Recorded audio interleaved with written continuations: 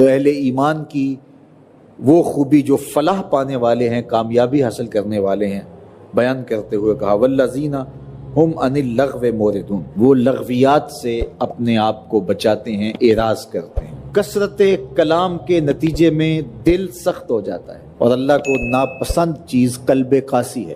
سخت دل اللہ کو ناپسند ہے، نرم دل اللہ پسند کرتا ہے، رقیق القلب لوگوں کو اللہ پسند کرتا ہے۔ زیادہ کلام کرنے والے بےہودہ گو، ان کو جو دنیا کے اوپر سزا ملتی ہے اور اس کا جو نتیجہ ہے بےہودہ گوئی کا، وہ قلب کا قاسی ہو جانا، قلب کا سخت ہو جانا ہے۔ تو کثرت کلام سے گریز کرنے کا مزاج پیدا کریں، چونکہ جو زیادہ بولتا ہے تو وہ غلط بھی زیادہ بولتا ہے۔ ہاں، جہاں بولنا ضروری ہو وہاں ضرور بولا جائے۔ اللہ جل شانہ ہم سب کو زندگی کو بامقصد بنانے کی توفیق ارزانی کرے۔ زبان کو قابو میں رکھنا، اس سے کوئی لغو بات صادر نہ ہو۔ لغو اس بات کو کہتے ہیں جس کا کوئی مقصد نہ ہو۔ آپ نے کوئی بات بولی ہے، اگر آپ نہ بھی بولتے تو کوئی فرق نہ پڑتا۔ بےہودہ گوئی، سب و شتم، گالی گلوچ، غیبت، چغلی، بہتان تراشی، یہ تو بڑے جرم ہیں، بڑے بڑے گناہ ہیں۔ زبان لغویات سے بھی بچی رہے، ایسا کوئی جملہ صادر نہ ہو جو لغو کے زمرے میں آتا۔ اللہ کے محبوب علیہ السلام کا ایک فرمان آپ نے کئی بار سنا۔ آقا کریم علیہ السلام نے ارشاد فرمایا من حسن اسلام المرء ترکہ ما لا یعنی ہے، کسی شخص کے اسلام کا حسن یہ ہے کہ ہر بے مقصد بات کو، کام کو چھوڑ دے۔ جو لا یعنی ہے، جس کا کوئی مقصود نہیں ہے، تو اس کو ترک کر دے۔ تو ہر قول، ہر عمل، ہر رویہ، ہر حرکت و سکنت جو بے مقصد ہو اس کو ترک کر دینا چاہیے۔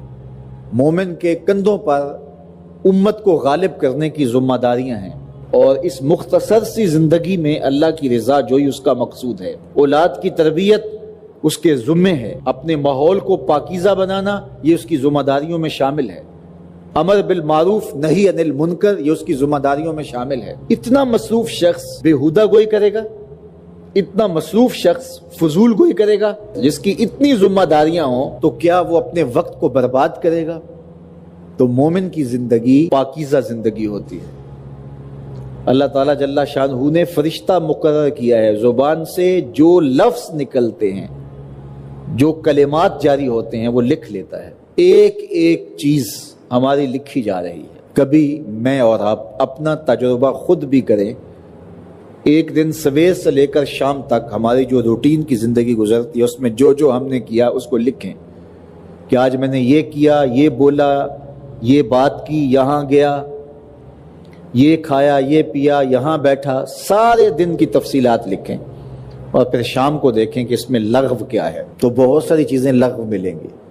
یہ نہ بولا ہوتا تو کیا فرق پڑتا، یہاں نہ گیا ہوتا تو کیا فرق پڑتا، یا مجھے کیا ملا ہے یہ بولنے سے، یہ کام کرنے سے، یہ رویہ اختیار کرنے سے مجھے کیا حاصل ہوا ہے۔ تو جو چیزیں برائی کے زمرے میں آتی ہیں، گناہ کے زمرے میں آتی ہیں، کبائر ہیں، وہ تو ہیں ہی ہیں۔